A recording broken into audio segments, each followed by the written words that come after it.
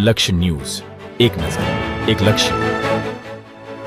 ડભોઈ નગરપાલિકામાં ફરજ બજાવતા 3 કર્મચારીઓનો એક સાથે વિદાય સમારંભ યોજાયો.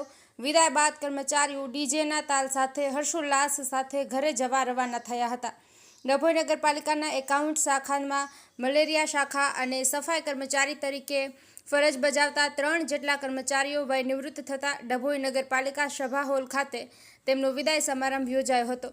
એકાઉન્ટ શાખામાં અશોકભાઈ વસાવા, મલેરિયા શાખામાં મહેશભાઈ પટેલ અને સફાઈ સેવિકા જશીબેન આજે વય નિવૃત્ત થયા છે.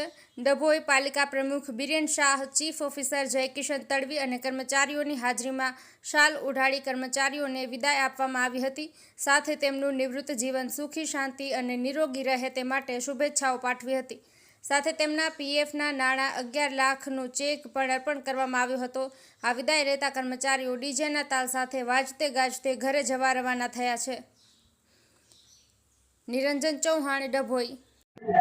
ફરીથી આજરોજ નગરપાલિકામાં 3 કર્મચારી નિવૃત્તિ થતાં એમનો પ્રોગ્રામ રાખવામાં આવ્યો હતો, જેમાં એ લોકોને 11 લાખ જેવી રકમ 3 કર્મચારીને આપી ને ચેક આપીને એમને નિવૃત્તિની વિદાય આપી હતી. જેમાં અશોકભાઈ વસાવા જે એકાઉન્ટન્ટની કામગીરી કરે છે, જસીબેન હરિજન જે વાલ્મીકી સમાજ સફાઈ કર્મચારી છે અને મહેશભાઈ પટેલ જે મેલેરિયા શાખામાં કામ કરે છે, એમને નિવૃત્તિની આજે વય નિવૃત્તિ જાહેર કરી હતી અને એમને ચેકો આપીને એમને વાંચતે ગાજતે એમને રિટાયરમેન્ટ તરફ લઈ ગયા હતા.